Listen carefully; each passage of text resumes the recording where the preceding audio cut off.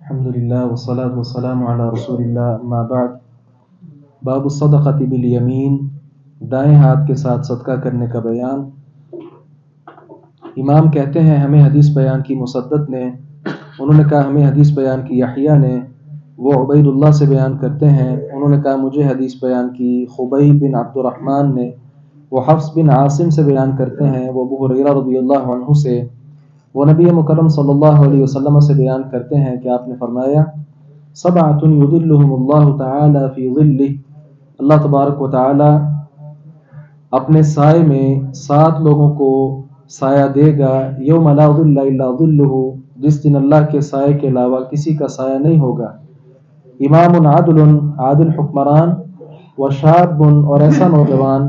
نشأ فی عبادت اللہ، جو اللہ کی عبادت میں پلا پوسا ہو،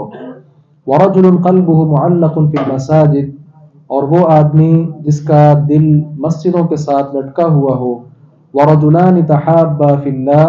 اور وہ 2 آدمی جو ایک دوسرے کے ساتھ اللہ کے لیے محبت کرتے ہیں،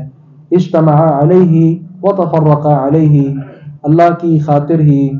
وہ اکٹھے ہوتے ہیں اور اسی پر وہ جدا ہوتے ہیں۔ ورجل، اور وہ آدمی بھی، دعته امرأة، جسے ایک ایسی عورت نے برائی کی دعوت دی، ذات منصب و جمال، جو کسی مرتبے والی خوبصورت عورت تھی، فقال، تو اس نے کہا انی اخاف اللہ، میں اللہ سے ڈرتا ہوں۔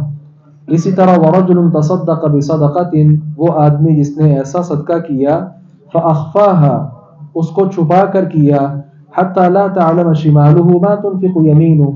یہاں تک کہ بائیں ہاتھ کو پتہ تک نہیں چلا کہ دائیں ہاتھ نے خرچ کیا کیا ہے۔ ورجل ذکر اللہ خالیہ، اور 7واں وہ آدمی جسے اکیلے میں، تنہائی میں اللہ کی یاد آ گئی، ففاضت عیناہ، تو اللہ کے ڈر سے، اللہ کی یاد سے اس کی آنکھیں بہہ پڑیں۔ یہ وہ 7 لوگ ہیں، کل قیامت کے دن اللہ رب العزت اپنا سایہ ان خوش نصیب لوگوں کو نصیب فرمائے گا۔